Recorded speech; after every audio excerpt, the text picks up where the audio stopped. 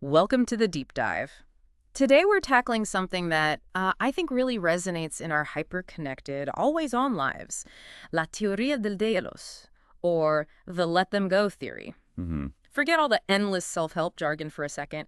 Think of this as, well, a pretty potent philosophy for unlocking genuine emotional freedom, living more authentically, amidst all the constant demands and digital noise. Yeah, and what's really compelling about this theory, I think, is how directly it addresses that feeling, that sense of being emotionally overextended, constantly giving, maybe without much coming back. And just the sheer exhaustion that comes with it, Right. it really taps into something universal, I feel. Absolutely. It's that heavy weight of emotional fatigue, isn't it? Those one-sided relationships that just drain you and feeling stuck in patterns that, well, they just don't serve you anymore. Exactly. Now, it's really crucial to understand this isn't about just like passive resignation or giving up. No, precisely. Yeah. If you look at it from a wider perspective, the let them go theory is actually a pretty courageous stance. It's an act of choice, really, for self-preservation. Okay. A decisive step to release what causes us harm so we can, intentionally make space for what truly nourishes our well-being. And it seems like it's really striking a nerve. So many people are finding this approach is a powerful antidote to that persistent anxiety or simmering resentment and just that deep emotional weariness. hmm The whole promise of letting go as a way to find inner peace, more authenticity, and real freedom. It's incredibly appealing, isn't it? It really is. Which brings us to the heart of our discussion today.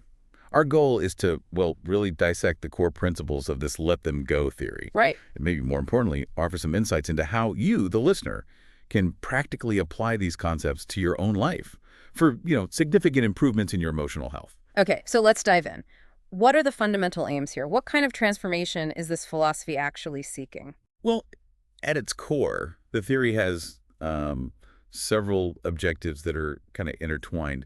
First, there's emotional liberation. Okay. This involves actively releasing ourselves from relationships that consistently cause pain. It also means letting go of those unrealistic expectations we often put on others, and maybe more subtly, the ones we put on ourselves. And a really key piece is moving away from that constant need for external validation. That feeling our worth depends on what others think. Oh, that need for external approval. Ah, Yeah. It's like a hidden tax on our energy, isn't it? it really is. So beyond just freeing ourselves from those burdens, what else does the let them go theory aim for? So the second crucial objective is building healthy boundaries. This is where we learn to actually use the word no without feeling all that guilt afterwards. That's a big one for many people. It is. It involves recognizing destructive patterns in how we interact, things like manipulation, where someone subtly pressures you, or emotional blackmail, using your feelings against you, and codependency, where your sense of self gets tangled up with someone else. Right. It's about spotting these dynamics, stepping away, and fundamentally prioritizing self-care. Understanding that looking after our own needs isn't selfish, it's actually vital. So it's not just about cutting ties necessarily, but also building healthier ways of relating Yeah. to others and ourselves. Okay, what comes next? Following that, the theory really emphasizes cultivating truly authentic relationships. Authentic. Okay. Yeah, this means nurturing connections built on mutual respect, genuine give and take, reciprocity, and connections that actively support personal growth for everyone involved. Implicit in this is also recognizing when relationships aren't really serving a positive purpose anymore and having the courage to let them go, while at the same time investing more in those bonds that truly matter and feel genuine. That idea of focusing on relationships that help us grow, that really shifts the perspective on connection and the final core objective. And finally, the let them go theory aims to foster personal development and ultimately inner peace. Inner peace, right. By accepting that we can't control everything, every outcome, other people's actions, we can significantly cut down on feelings of stress and anxiety. That makes sense. It encourages us to redirect our energy towards our own goals, our own values, instead of getting caught up in conflicts or issues that aren't really ours to fix. The ultimate aim is living with more intention and, hopefully with fewer regrets about how we use our precious time and emotional energy. Okay, those are the big overarching goals. But what might we actually see happening in our lives if we start putting this philosophy into practice? What are some concrete, achievable outcomes? Right. We could see some very tangible positive shifts. For instance, you might notice you feel less compelled to constantly seek approval. or almost beg for basic consideration from people who just aren't giving it. Yeah, that constant chasing. Exactly. Another significant outcome is a greater acceptance of the natural ebb and flow of relationships. Recognizing that some connections are there for a reason or a season, they teach us something valuable. And then they naturally conclude. We don't have to force them to last forever. That idea that not all relationships are meant to be lifelong, that can be tough, but yeah, ultimately freeing, can't it? It really is, and that acceptance is a cornerstone of this theory. We often see a marked decrease in chronic stress as people let go of that impossible task of trying to please everyone. Right, the people-pleasing trap. Exactly. This philosophy encourages us to embrace our authentic selves, to kind of shed the masks we sometimes wear to fit in or get approval. And fundamentally, by setting clear boundaries and knowing when to let go, we often find ourselves attracting healthier, more balanced relationships right from the start. Okay, so let's bring this down to earth a bit. How does this let them go theory actually play out day to day? Let's look at some specific examples. Maybe starting with personal relationships. What about, say, toxic friendships? Okay, yeah. Consider that classic scenario, right? A friendship where you're always the one reaching out, always offering support, listening. Been there. Right. But then, when you need something, suddenly they're busy, Wrong. just not there.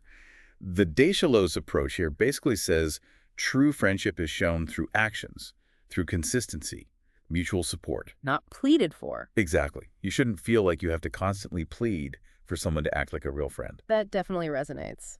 Okay, what about romantic relationships that feel unequal? Those can be particularly tough emotionally. Oh, absolutely. In imbalanced romantic relationships, you often see one person putting in way more emotional energy, time, effort, while getting very little back.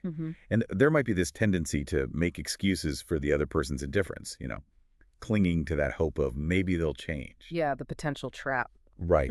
The let them go theory suggests, look, love shouldn't be a constant source of pain or anxiety. It shouldn't feel like a continuous uphill battle. Yeah. If you're consistently giving way more than you receive, that might be a pretty clear sign it's time to think about letting that dynamic go. And family relationships. Wow, those can be incredibly complex. How does this philosophy help when dealing with toxic family members? Yeah, navigating toxic family dynamics is especially challenging. There are deep emotional ties, societal expectations.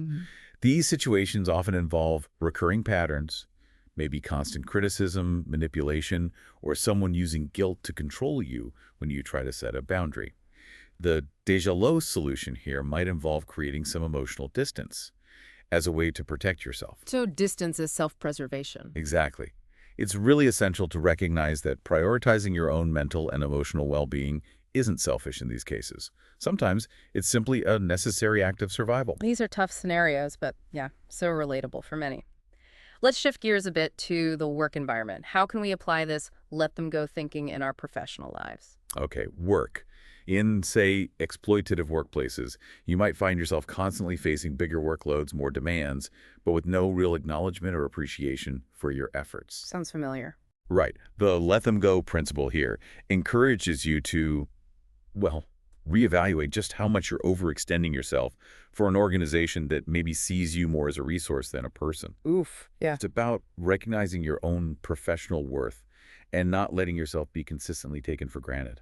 And what about dealing with difficult individuals like toxic bosses or colleagues? Many of us have been there too. Oh, for sure. Whether it's dealing with constant gossip or maybe disrespectful treatment or just a complete lack of recognition. Negative people at work can really impact your well-being. Definitely. The Deschalot's approach here is about consciously choosing not to internalize their negativity.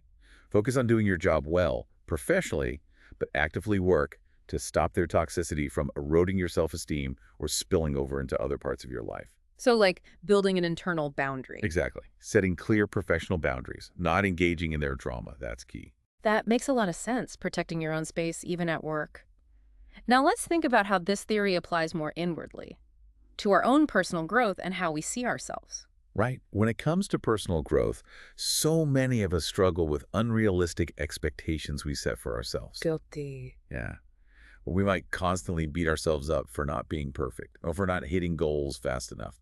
The Deschalot's aspect here is about giving yourself permission to be human, with all the imperfections and learning curves that it involves. Impacting the process. Exactly. Progress is rarely a straight line. It has setbacks, adjustments. letting go of that harsh self-criticism and just embracing the journey of growth that's crucial. That inner critic can be so loud sometimes. And then there's the comparison game. Oh, the toxic comparison trap. It's everywhere, isn't it? Especially with Yeah. social media showing these curated highlight reels. We compare our own messy behind the scenes with someone else's polished front stage, and it often leads to feeling inadequate. The Day Hallow solution is simple, but not easy. Make a conscious effort to stop looking outward for validation. Focus instead on appreciating your own unique path, acknowledging your own progress, recognizing your individual strengths. Easier said than done sometimes, but yeah, a really important shift. This is all incredibly helpful for understanding the theory. Now let's get practical. What are some concrete techniques the let them go theory suggests we can actually use? Yes, okay. Practical tools. There are several methods that can be really effective. One is called the 3P method. Pregunta, piensa, proceed. That's question, think, proceed. Okay, free piece. So the first step, pregunta question, involves asking yourself honestly, does this person or this situation consistently add value and positivity to my life? Or does it mostly bring negativity and drain my energy? That's a very direct, clarifying question. Cuts through the noise. Okay, what's the second P? The second P is piensa, think. This is where you critically evaluate the emotional cost. Is the energy you're pouring into this relationship or situation giving you a worthwhile return for your well-being? Or are you consistently left feeling depleted, stressed, unfulfilled? Really weighing the emotional investment versus the return, okay? Yeah. And finally, proceed. Proceed, or take action. What kind of actions are we talking about? Proceed means making a deliberate choice based on your answers to those first two questions. This action might look like creating physical or emotional distance from someone. It could be establishing clear, firm boundaries. Or sometimes it might be consciously choosing to accept a situation as it is, but mentally disengaging from its negative pull. That gives a really clear framework for moving forward. What's another practical technique we could use? Another useful guideline is the if staying hurts more than leaving rule. Very simple, but powerful. It's a straightforward check. If a relationship, friendship, romance, even a job consistently causes you more pain, stress, and unhappiness than it brings joy or fulfillment, well, that's a strong signal, a really strong signal that it's time to seriously consider letting it go. A clear litmus test, basically. Are there any other sort of personal practices that can help with this whole process of letting go? Yes, the theory also suggests using something called a liberation journal. Okay, tell me more. This involves actually writing down the specific things, maybe relationships, expectations, those recurring burdens that you feel you need to release, just getting it out on paper. Mm-hmm. And then, as a symbolic act of closure, you can choose to either burn the paper safely or tear it up, discard it in some meaningful way. A tangible method to externalize those feelings and create a real sense of emotional release. That sounds like a very concrete, almost ritualistic way to take charge of that emotional weight. Very empowering. So as we start to wrap this up, what's the main takeaway? The core message we should really hold on to from this deep dive into the let them go theory. I think the central message is that this isn't about becoming emotionally cold or just giving up on connections altogether. Right, not shutting down. No. Instead, it's about making conscious, intentional choices about what and who truly deserves a place in your life, and finding the courage and self-respect to release what consistently undermines your well-being. And for those who do embrace this philosophy, what are the potential positive outcomes? What can people look forward to? The potential benefits are really significant, and they ripple outwards. Many people who apply this report a noticeable drop in anxiety, a greater sense of mental clarity. That sounds good. Yeah. They tend to cultivate healthier, more fulfilling relationships because they're no longer willing to settle for dynamics that drain them. They often find they have increased focus and energy, which lets them pursue their personal goals more effectively, prioritize their own self-care. For energy, for what matters. Exactly. And ultimately, they gain a greater sense of emotional freedom by releasing the weight of past hurts and present burdens. That all sounds incredibly empowering. And it brings us to those final, really thought-provoking questions from the source material aimed right at you, our listener. Not at egoizar priorizarte. Es necesario. La vida es demasiado corta para vivirla en modo supervivencia. ¿Quién necesitas dejar ir hoy para respirar más liviano mañana? Which translates to, it's not selfish to prioritize yourself. It's necessary. Life is too short to live in survival mode. What do you need to let go of today so that you can breathe a little easier tomorrow? Wow. Those are powerful questions to really sit with. If you're feeling inspired to explore these ideas further, the source material recommended a couple of insightful books. The Power of Now by Eckhart Tolle, that one delves into releasing the ego and unnecessary suffering. Like classics. And Boundaries by Henry Cloud, which offers really practical guidance on setting and keeping healthy boundaries in relationships. Both excellent resources. Yeah. Additionally, for ongoing inspiration, maybe some bite-sized content on detachment and growth, you might want to check out the Instagram accounts at terapia.holistica and at terrico.emotional. They often have valuable insights. Great recommendations. And that leads us to the final call to action from our source material, really encouraging that spirit of sharing and learning together. ¿Qué estás dispuesto a dejar ir? Otro va a vivir para vivir en paz. Yeah. Comparte tu experiencia. Basically asking, what are you willing to let go of to live in peace? Yeah. Share your experience. Yeah. It's a journey, right? We're all figuring this stuff out and sharing our insights, our struggles, our wins. It can be incredibly helpful for everyone. Absolutely. Well, thank you for joining us for this deep dive. Until our next exploration.